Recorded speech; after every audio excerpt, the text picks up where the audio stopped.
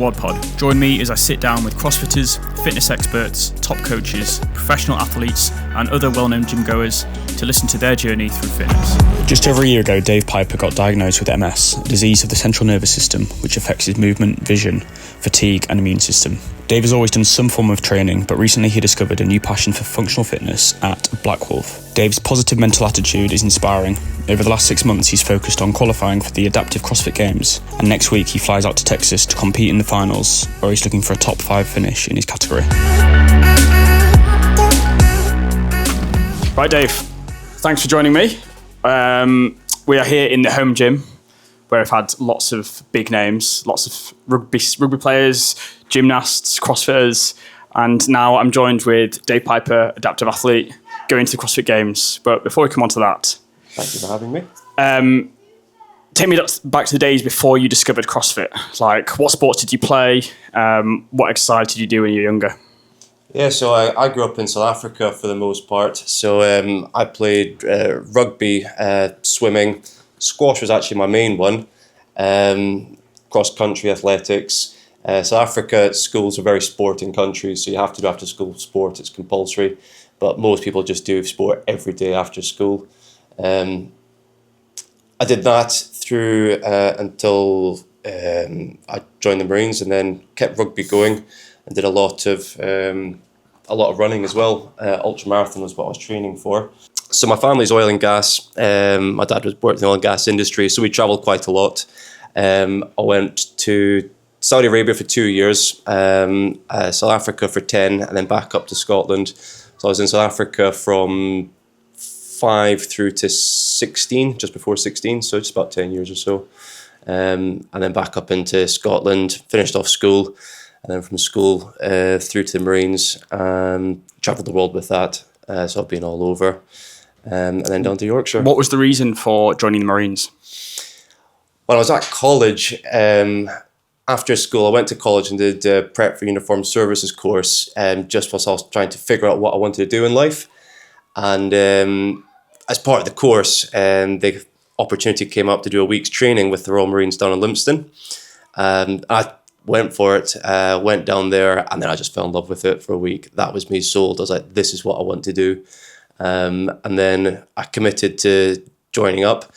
I failed the medical because my eyesight, I'd used to wear glasses, and I still wear them now, but I dropped out of college to get laser eye surgery.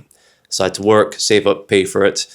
And then there's a 1 year's wait after the surgery, because it was very new at the time, before I could continue with the medical application and then join up. How long were you in the Marines for? I did just short of 6 years, by about a month or two. From 2010 to end of 2015. That was brilliant, but I remember all the good times, just traveling the world, various countries from America through to the Middle East, life on ship. And that's actually where I started doing CrossFit as well, with one of the lads on the ship there. So we had not a hex bar, we had a barbell, but it was like hexagonal shaped, and it would just rip your hands to pieces. And trying to do like clean and jerk or clean and press on the ship on water whilst you're bobbing about like that, even bench press, the bar is sort of wobbling all back and forth. So I chucked it at the deep end on that one. What was the biggest thing the Marines taught you?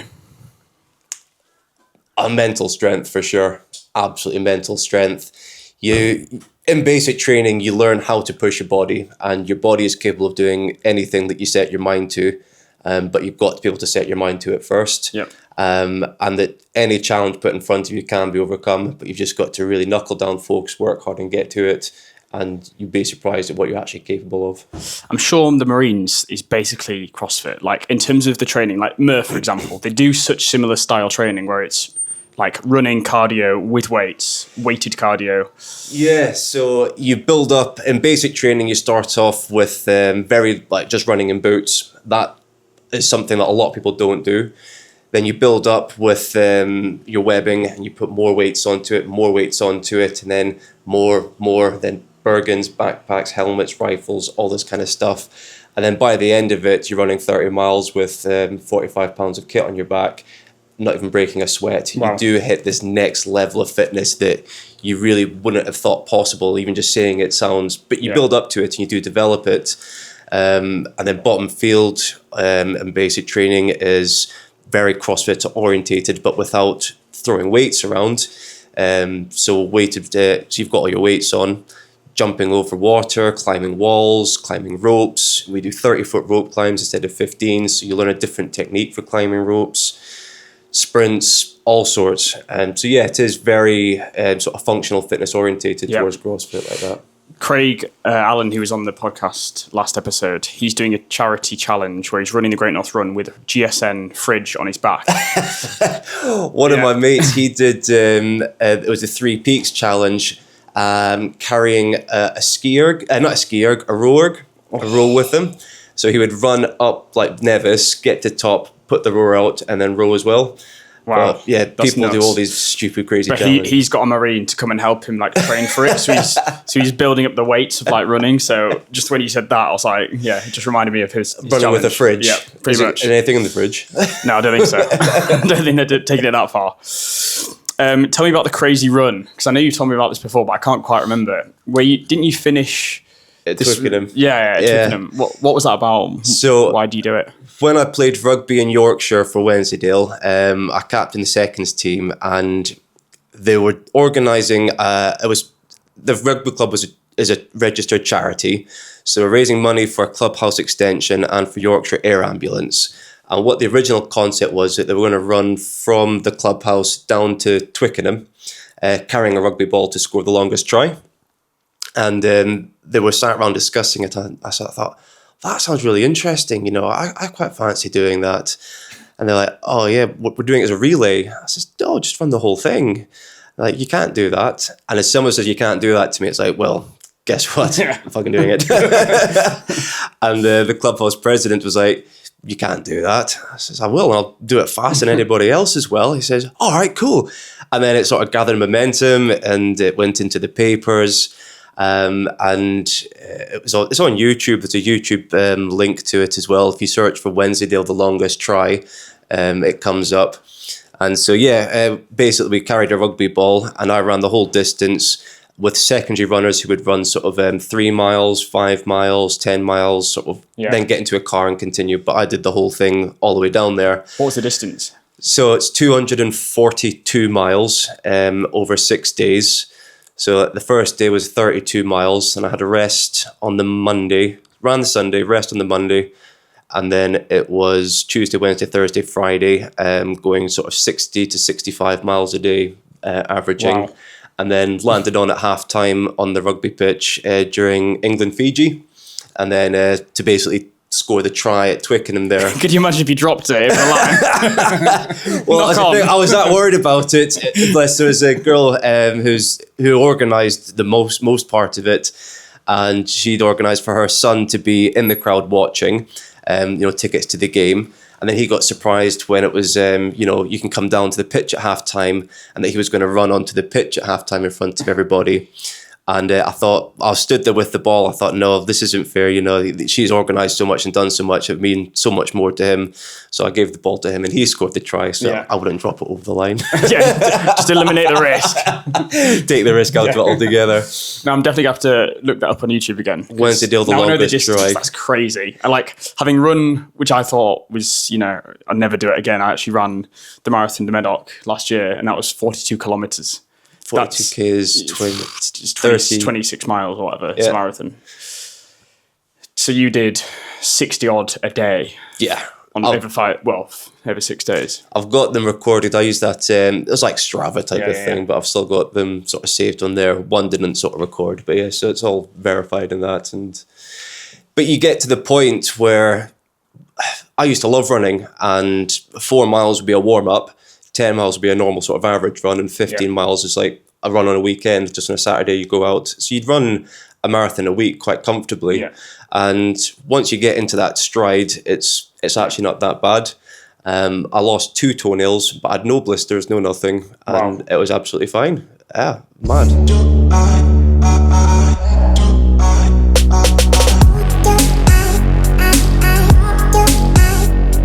I've signed up next year to the Yorkshire. No, it's the Peak District Ultra 52k. Oh, But it's trail run. Yeah. So it's like up and down mountains. It's pretty hilly. I've done a 50 miler up in Aberdeen as well since that, and that's the same sort of thing, but you run it at night, and that was good as well. It was what's it? I forget what it was called, but you basically set off in the dark, and then you get to the finish line, and the sun's just rising, and that's a good, nice, good run cool. to do. What's probably the hardest fitness challenge you've done? The hardest fitness challenge that I've done. It can be like in the Marines or. I probably would have said Wadland. Really? Yeah, Wadland was because I didn't know what was going on with my body at the time. Yeah. And I was just absolutely battered. And, you know, the weights weren't heavy, but everything was just difficult. Absolute challenge. Because basic training in the Marines was probably the most difficult up until that point. But once I got past that, any challenge afterwards was never as bad as that. Yeah. So it was always within my capability. But then the Wadland one, that's what really sort of, when I look back. I know, because at the time, obviously, neither of us knew that you had MS at the time. Yeah. And we were getting like quite competitive between teams. And when you were like, you know, folding and crumbling, I was like, yes, we've got him. Now I feel so guilty for like, for just like, be the adaptive athlete. But no, now's probably a good time to come on to your diagnosis. Yeah. So when did you actually get diagnosed officially? So that's one of the things with MS is that my memory is absolutely just awful. I can't remember dates or anything like that. So is your long-term memory fine? Long-term's fine. It's a short-term, but most people don't get long-term memory or affected with the long-term memory, but it does sometimes happen. The difficulty is with answering that is that I can't remember what I don't remember. So I don't know if I've forgotten something or not. Yeah. But I was officially diagnosed October 2022. Yeah.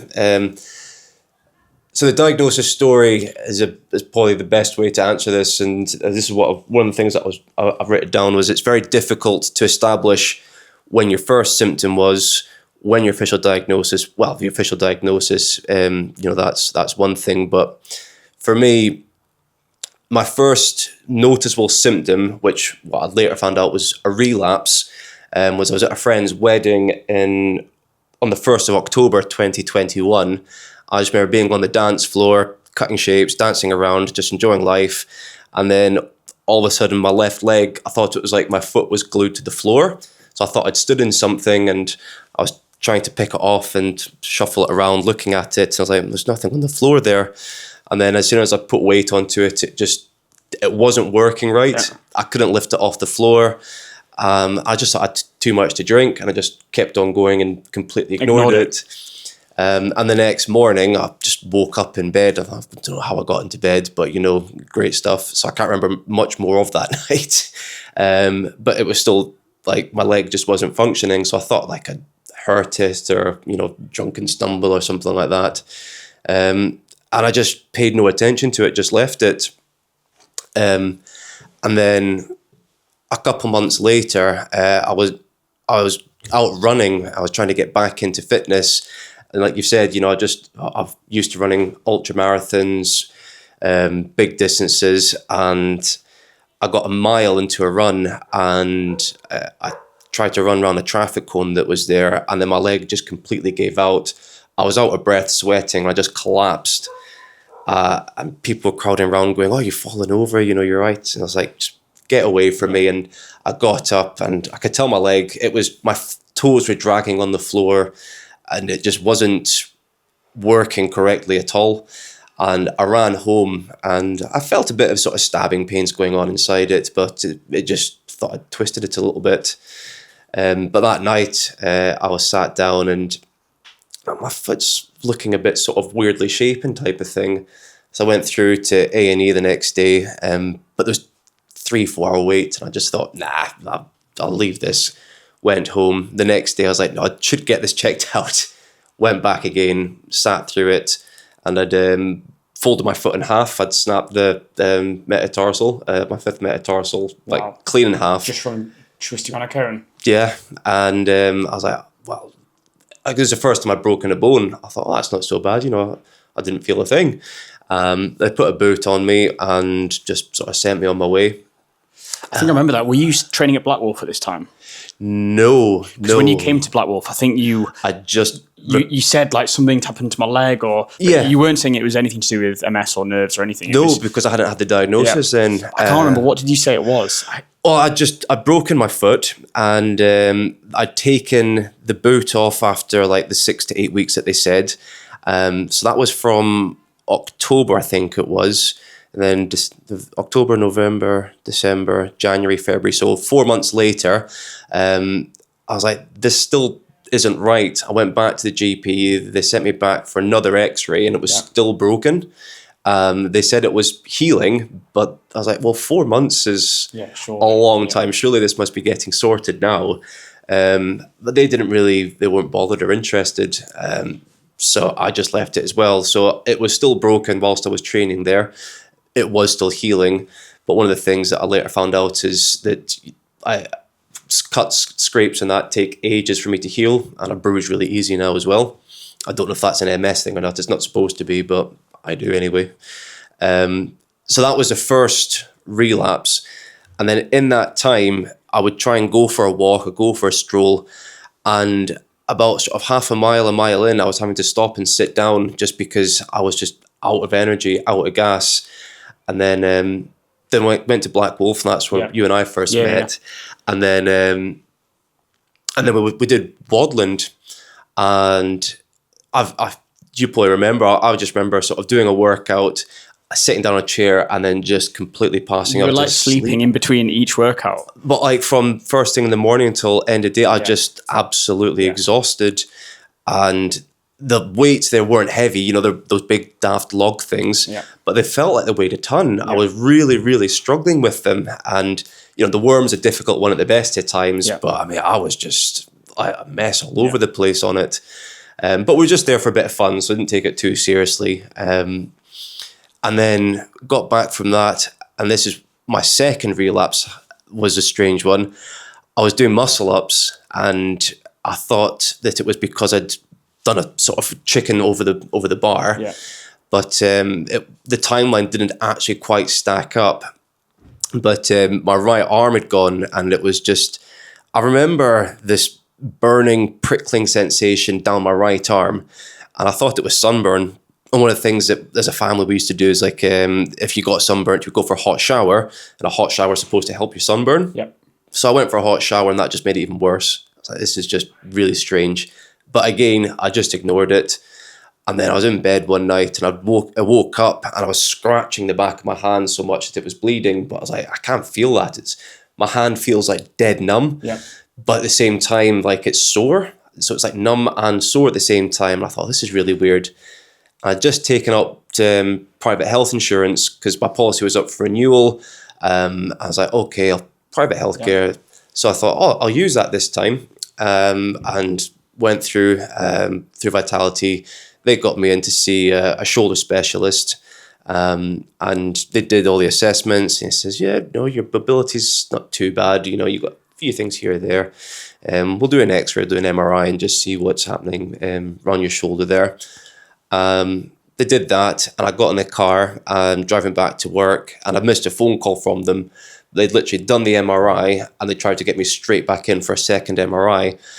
I went back the following day, and they put this, it's called gallium. It's basically a dye that they put in and did a second MRI. And I went back a week after to get results. And what he read out on his notes on the screen there, and he showed me the MRI, and that was that I have what's called demyelination on the spinal cord in two sections on between my C5 and C7. And I just sort of sat there like, what's that? What the hell is that? Like, oh, all right, cool. Can you just fix it, please? Let me go. It's MS. I was like, okay, I've heard of this, but this is like not ringing any sort of bells to me here. I just went, can I still train? It was my immediate reaction. I was like, does MS like mean that I can't do CrossFit anymore or what? So did they do the MRI scan on your shoulder? On the shoulder. And actually what they found was issues on your spinal cord. It was the shoulder and the sort of neck. And so that was the first lesions, is what they're called. So this podcast episode is sponsored by Prep Kitchen. Prep Kitchen are providing high protein, super tasty meals. My favourite one at the moment is the firecracker chicken, 500 calories, 40 grams of protein. Make sure you check them out. I'll put a link for them in the description below. On with the episode. Demyelination, and what MS is your immune system attacking the central nervous system. Yeah. So the spinal cord through to the brain, the optic nerves to the eyes, and so they found that on the spine, and then it was like, yeah, we need to refer you back to NHS neurologist. I went in there, and they did a full physical. They did more MRIs. They did electromyography tests, which is like a TENS machine. Yeah. It's like that, but they put the sensors on different parts, and they measure the distances from like your fingertips to your shoulder to your elbow, and they're checking for like resistance and seeing how long it takes the nerve signals to sort of travel and things. So they did all the tests, and then about almost a year later, from my shoulder MRI is how long it took for me to go into the neurologist, see the brain MRI, and she put it up on screen. I'd been doing my research about what they look like, and most people with MS have sort of 4 or 5 lesions on their brain, or 1 or 2 here or there, and I had 32. And I just looked at this MRI, and it's your brain MRI, and the lesions or the damage shows up as white spots, and each spot needs to be 1 centimeter oval shaped, and there's 32 of them. My brain was just this white mess. Right. And I thought, is that like an example MRI she's showing me? She's like, no, that's yours. You've got these lesions, it's 100% MS, there's no shadow of doubt here. And I was like, wow, I didn't realize it was that far on. And she said, it's very aggressive. So we're putting you straight onto treatment and things like that. And that was basically my diagnosis. So because it was aggressive, does it mean it's going to continue in that rate, or does the treatment can it slow it right down? The treatment, as she said, and it's a new treatment that's out, is called Ocrevus. It's got a longer, fancier name that I can't pronounce as well, but it stops it dead is what the hope is, and it's got a very high success rate. I won't know until later this year when I go for my next MRI, because I've only just had 2 infusions, only just started getting treatment last year. They do an MRI every year, so I won't know the progression until then, but they're hopeful that it stops it dead. The way that the infusion works is that it kills basically half my immune system. The damage caused to the central nervous system, which is the myelin coating around your nerve endings, or your nerves, the Ocrevus basically kills, you've got, on your white blood cells, you've got T cells and B cells, I think they are, and it kills one of them off, which is the one that causes the damage. So it means that I'm more susceptible to getting sick and ill and things. So it's bad like that, but at the same time, you're permanently wrapped in bubble wrap, basically. Kind of. I've got you say that, but I don't really pay that much attention to it now. So I go through the infusions every 6 months, and that's what I've got to stop the MS progressing. So it shouldn't progress any further. I know that your granddad has MS as well. So he got MS when he was about 45, right? Which again, he's still fairly young. I think the treatments back then weren't as good as they are now. So it's a shame that. It is, but he still managed to live for 40 plus years with MS. The frustrating thing like that is there's probably nothing actually wrong with his legs at all. It's the damages in his lower spine, I'm guessing, or the brain. And all it is that the signal you just can't move them. Yeah, it just doesn't go there. It's that's a tough one. I think for him, his life changed dramatically because instantly he was paralyzed, so he couldn't walk at that age. How has your life changed since being diagnosed? Do you know, it's a weird one. It's a different life, and initially I really struggled with it to start with, because I was like, I can't walk what I used to, I can't run what I used to, I can't train like I used to. I've always been into fitness. I've always been into sports. You know, I can't do any of these things anymore. But after a month or so, I was like, right, well, you know, it's not going away. It's not going to change. This is me for life now. I'm stuck with it. Let's make the most of it. And I just sort of embraced what it was. And it's taught me to be a lot kinder to my body and to take better care of myself. And it's been a real eye-opener. It's actually been revealing in a lot of ways about all the different things that you can do, that there are still available, and it's not the end of the life. And it's just another challenge, and I like a challenge. It's something to overcome. I suppose it's how you see it, but as one door closes, another one can open. Well, that's just it. You know, on the back end of this, I know we'll go into the adaptive games in a bit, but, you know, it's opened up a world of adaptive training. I learn how to that I can't walk 4 miles anymore. 4 miles is the maximum distance that I can do on a good day. You know, I do a 2 mile walk, and that's just fine for me. And so I'm still going out, I'm still walking. It's not the same distance, but I'm still enjoying myself. I'm still training, and, you know, I'm an adaptive athlete, and I'm still striking with the RX athletes at Black Wolf and that, and at Orth 1111, you know. Dave, don't shame me here. You're about to say I can still beat you. Yeah. I can lift no, I can't actually. No, I mean, you've been training good for that. No, but I mean, I don't often ever see you. I mean, I don't see you behind closed doors, but whenever I see you, you're having a great time, you're laughing, you're getting on with, you know, training, you're focused. Well, it's a brilliant thing because, you know, when I went to 1111 for like Saturday sessions and things like that, and at Form Fitness, you know, I said to you, I can't lose. You know, if you beat me, you beat an adaptive athlete, go you. You know, if I beat you, well, I still win. So yeah, it is a lose-lose for everyone else. For everyone else. So yeah, I mean, it doesn't really.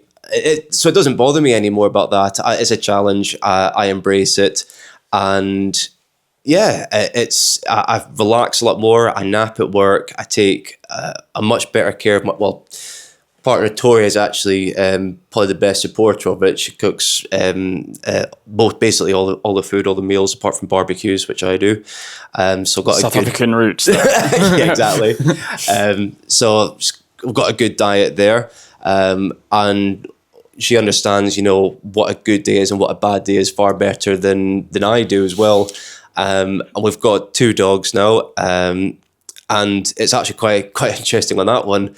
Her dog, Lulu, she actually sort of knows when things are going wrong for me as well, and she'll start acting different and doesn't want to go for walks, just wants to sit down beside you. And I'm like, you know, when it first happened, I was like, you know, this is weird. Yeah.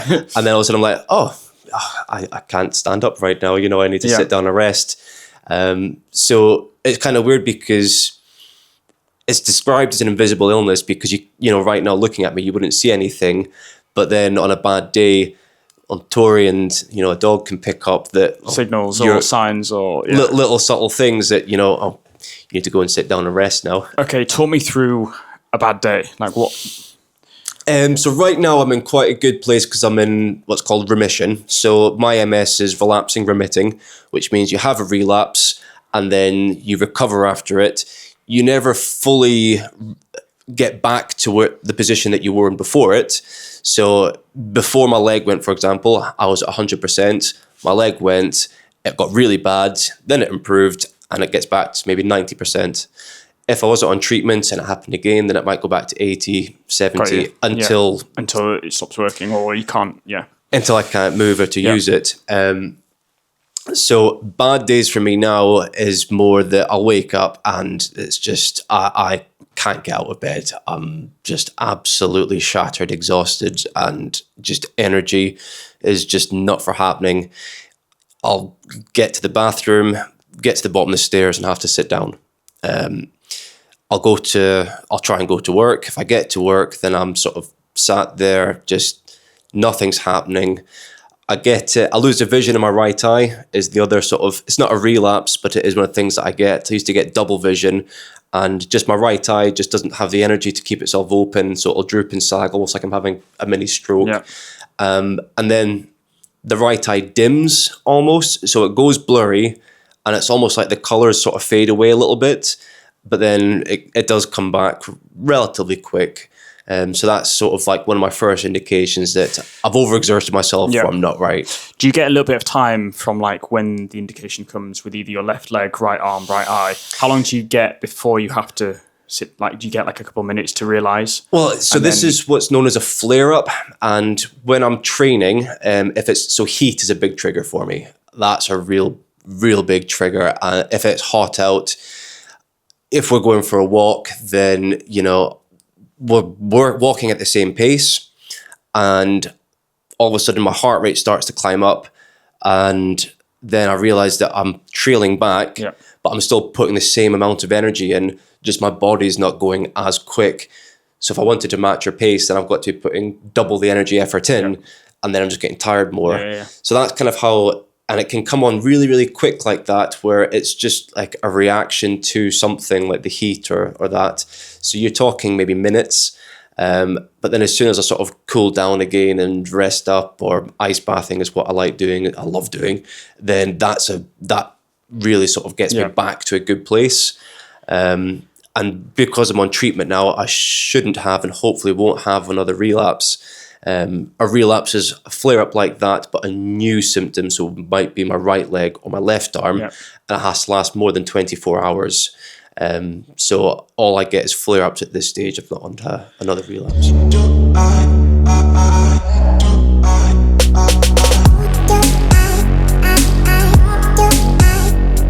So a good day of training, for example, do you feel like fantastic, or how much does it vary? So when it's winter time is when I train best, when it's really cold and I can really just send it. And then I know that I'm having a really hard, good training session, because the first one that goes is my eye, and the second one is my fingers go numb. And that's a sign that I'm overexerting myself. So I'm probably being a bit cruel to my body, but that shows me that I'm putting a lot of effort in, and that's a good training day for me. Have you been given like any predictions for when or how the condition may get worse? So I made the fatal mistake of going onto Google after my never first day. Really bad. I was like, oh God, that's game over for me. You know, I'm going to be in a wheelchair, just, you know, drinking through a straw in like a year's time or something. But the medications and treatments have come on a long way. Yeah. So the other thing that I'm on is duloxetine. So right now, the other thing that I get is I get really bad pain in my feet and my hands.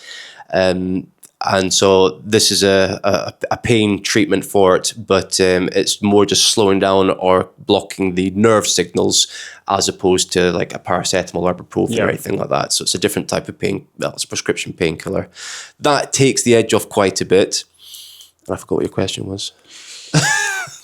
Have you been given predictions? Sorry. For like a time frame of when, or is it just unknown? Well, MS affects everyone differently, and so predicting it or recognizing it is very, very difficult. And getting a diagnosis is, for most people, there's some people that are on these chat forums that have been waiting for diagnosis for like 5 to 8 years. Wow.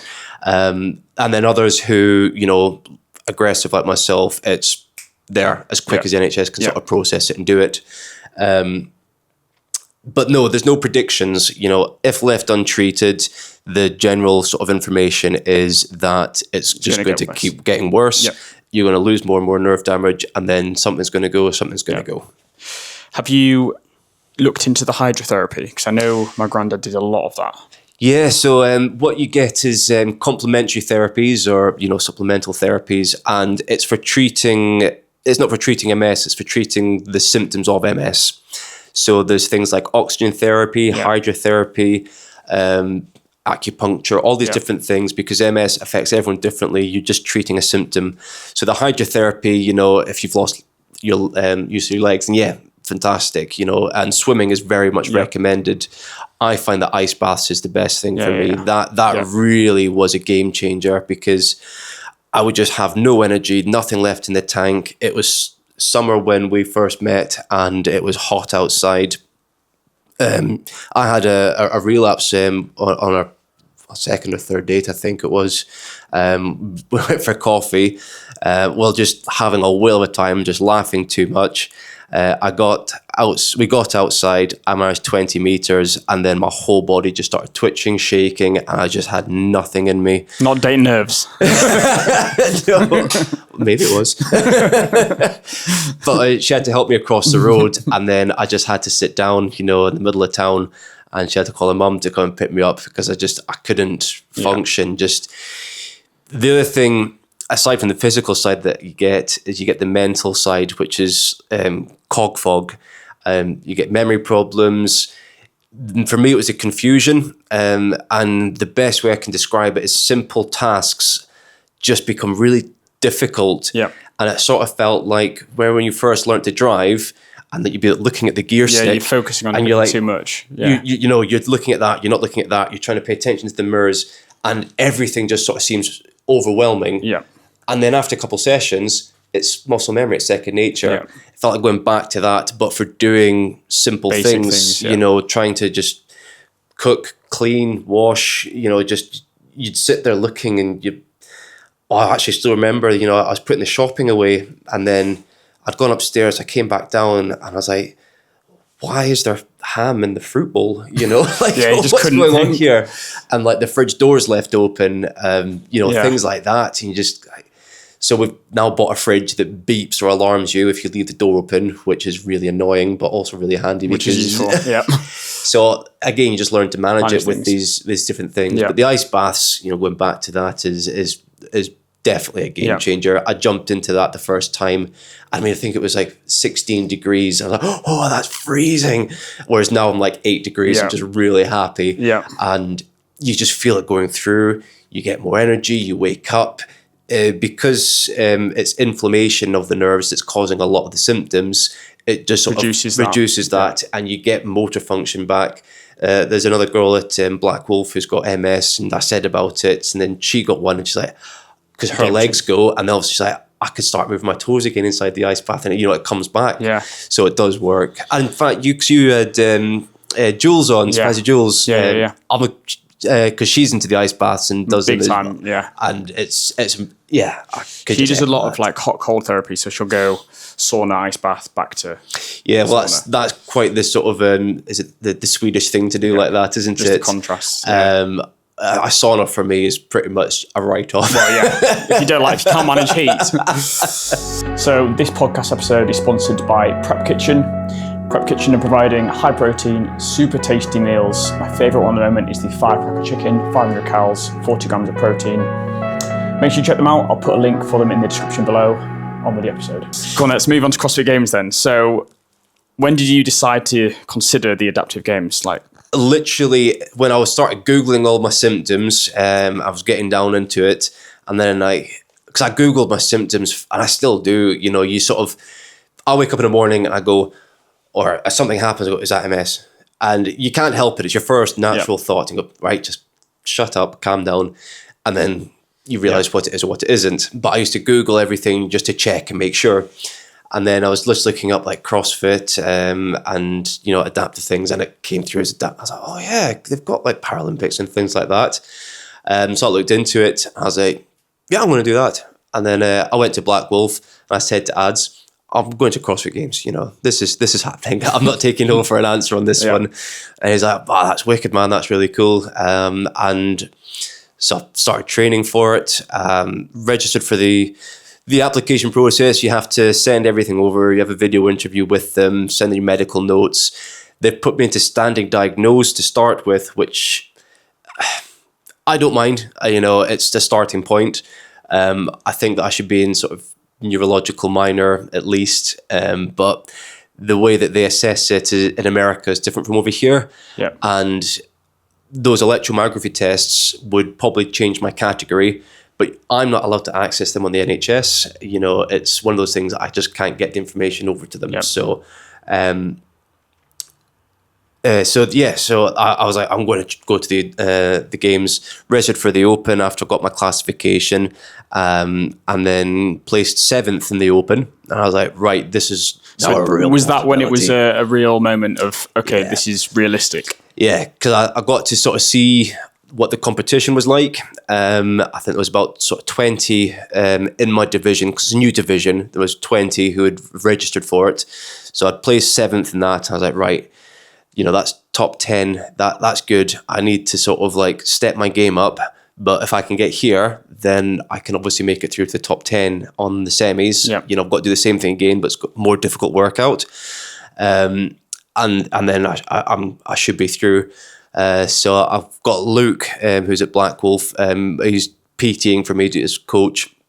So we've been focusing on sort of one-on-one training on weekends and things. So I've been upping the ante, pushing the training front. And how did you do in the semis? 7th again, 7th in the Open, 7th in the semis. Consistent, quite consistent. Yep. But the interesting thing is there's only about 1 or 2 points between 7th and 4th. Right, okay. It's real close. Yep. So like, Christ, these guys are really sort of like good here, but it's also within my reach as much as theirs. Yep. So I've just got to hope that I can do enough. Can you remember what the semi-finals workouts were? The semi-final workouts, so there was 4 workouts. Yep.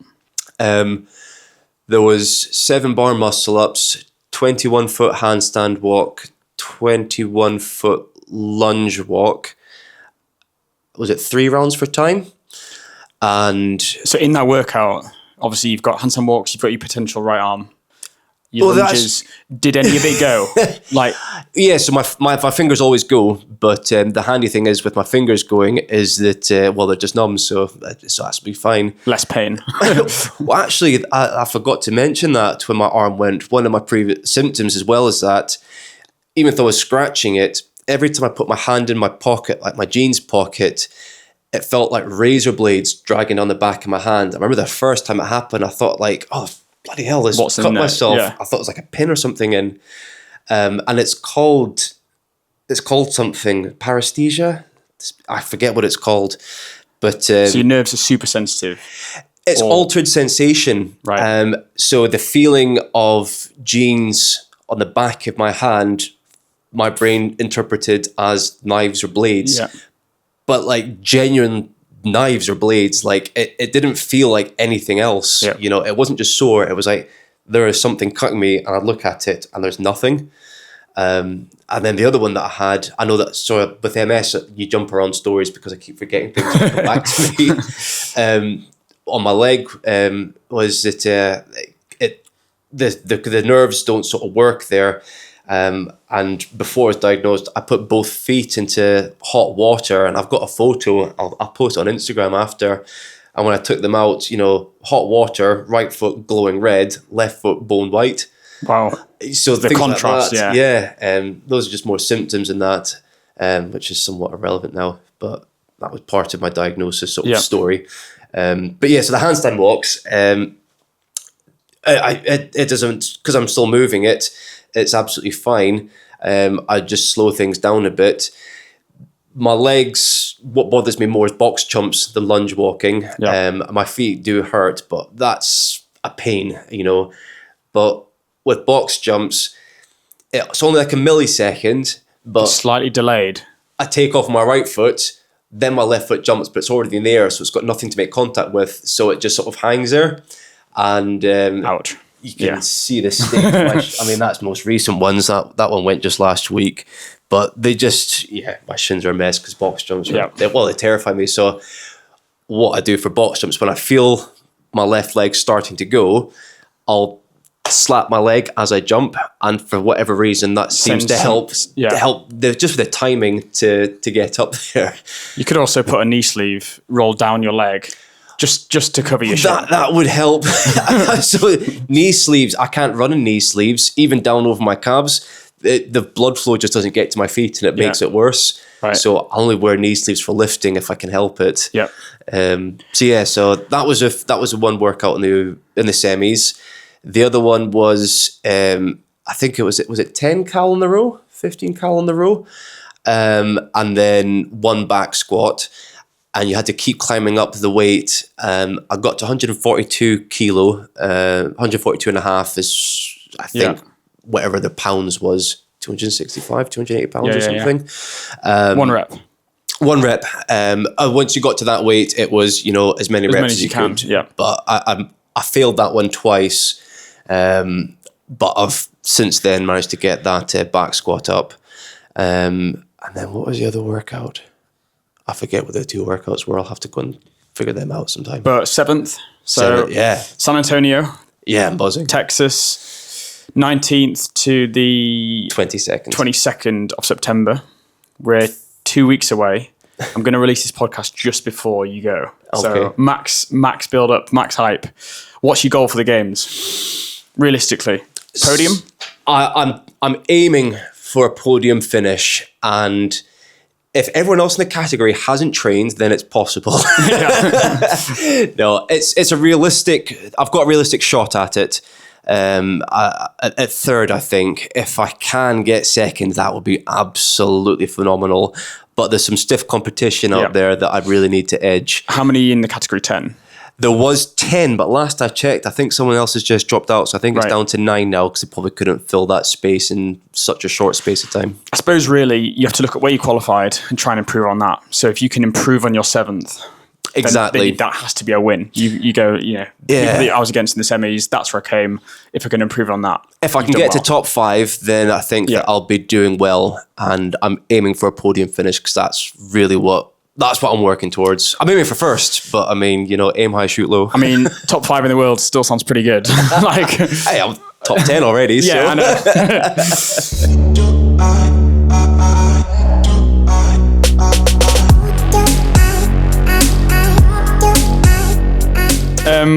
How much is physical strength a factor versus mental strength in these workouts?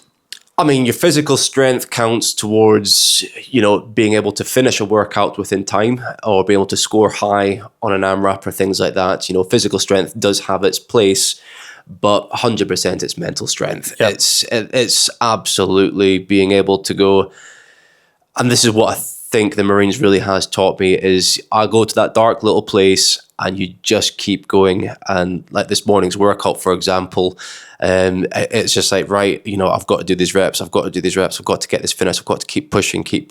And we got a really good time. And then I can let it go afterwards where I run outside and throw up or something like that. Because that never happened this morning. Honestly, that are the games. That'd be cool. No, that's my biggest fear there. Yeah. Just being trapped inside going, can someone please get throwing up in an ice bucket or something like that? An ice bath. What do you want to see come up in these workouts? What exercises? What movements have you been really perfecting that you want to see in a workout? So when I used to train, years ago, I used to get up every morning, go down to local gym, and I was friendly with the gym owner, and he got an Olympic bar because he knew that I liked doing CrossFit, and he got the bumper plates, and I used to do the bear complex every morning.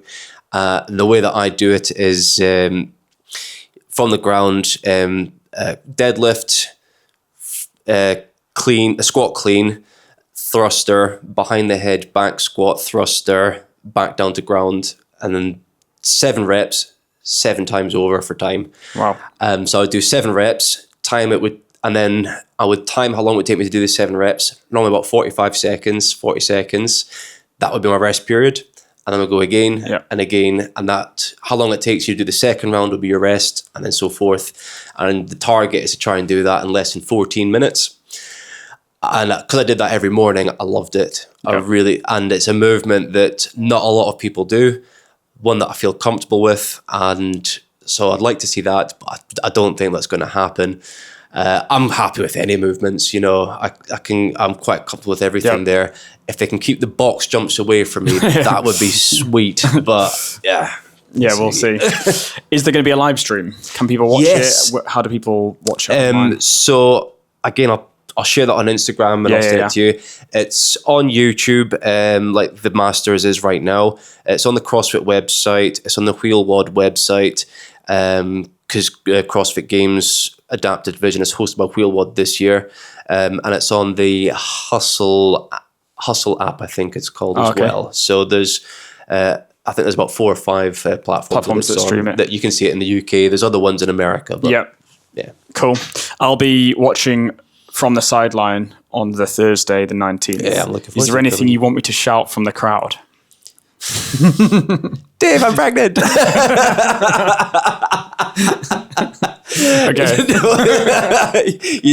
Just you being there, because I remember like speaking to you like about going, and you're like, oh, hang on, where is it? In Texas. I'm in Texas that time. And I was like, where? Like, because you're what, an hour and 20 away? About an hour and a half, Hour and a half away. And you're like, oh yeah, I'm coming. And I was like, well, okay, yeah. I didn't think you would. And then, funny little thing, you've got a Mustang. You're going to come up with showboating there. So thank you for coming, because that's absolutely mint. I think that's absolutely brilliant. I think it'll be a good time. And there's loads of sort of sponsors. So you coming, just you being there, that's all that matters. I will be shouting from the crowd. Going to finish with some rapid fire questions. Favourite brand of CrossFit trainers? Nanos, for sure. What's your favourite max lift event you've done in a comp? Got to be a bear complex somewhere. I've not done a bear complex in a comp before. Probably either the thruster, the cluster thruster one that we did, me and Luke, just a couple of weeks ago, or hang clean and jerk. That was good as well at Black Wolf. Favourite genre of music when training? I like heavy music when I'm training, like rock, personally. Like metal, rock. Bring Me the Horizon is great to train to, in my opinion. But anything Zach Wild plays is awesome. You know, he knows his stuff. Favorite state in USA? No, it's got to be Texas. It's got to be Texas now. Favorite flavor of WOD Fuel? I like the fruit flavors. The forest fruits. I've got some of that actually somewhere. And then, but I'm on the. Is it peach or orange that I'm having right now in WOD Fuel? I think it's peach. But I mix them together, because I mix the WOD Fuel with the creatine, and I actually put pre-WOD into it, which is stupid. I need to stop doing that. And then electrolytes as well. And then I mix the greens with the whey. Proteins, that's good. Yep, greens and whey is a good combo. Yeah. What's the best CrossFit box you've trained at? Oh, Black Wolf. It's like a second home for me there. And what about outside of the UK? Outside of the UK, the only CrossFit box that I've trained at was when I was in Canada, and it's closed down now. But it was really good. Yeah, they were really friendly. Have you found one in Texas? There's one. I'll need to share that again on Tribe Fitness. They've been really generous, and they've said that the athletes can go and train there if they're arriving early and things like that. So when I go over there, I'm going to go over to Tribe Fitness and do some, because they've got some adaptive guys there. So I'm going to go and train there. Sounds good. I asked Jules King if she had a question for you. Oh, no. And she said, how many pairs of cowboy boots are you bringing to Texas? None are going to go with me, but I'm going to bring some back. I really want to get cowboy boots with the big spurs on the back of them. At the back. That's cool. Great. So where can people find you if they want to follow the journey? Check out your Instagram. Dave P88 is my Instagram. I don't use it a lot. I'm not that big a social, but I'm trying more, because I think it'd be good to document some of your games journey. Like if you're out there. So Tori will share bits and pieces on hers as well, so she'll do live streams and things like that. I'll try and post what I can. No pressure. Most of the time, I'll probably just send it to you and let you post it. You've got more followers. You're all famous and that, so I'll do that to you. Thanks for joining me. Really good. Thank you for having me. I'm sure people will love this one, and good luck at the CrossFit Games. Much appreciated, dude. Cheers. Since recording this episode, my grandpa sadly passed away, aged 85. He battled with MS for over 40 years and was unable to walk for a large chapter of his life. In his early years, he was a paratrooper, maltster, rally driver, author, and the list goes on. He also swam for his school and swam for the army, a talent that was passed down to my dad too. In June 2025, I'll be taking on the Great North Swim in Lake Windermere in memory of Grandpa John Seed, and I'll be raising money for the MS Society.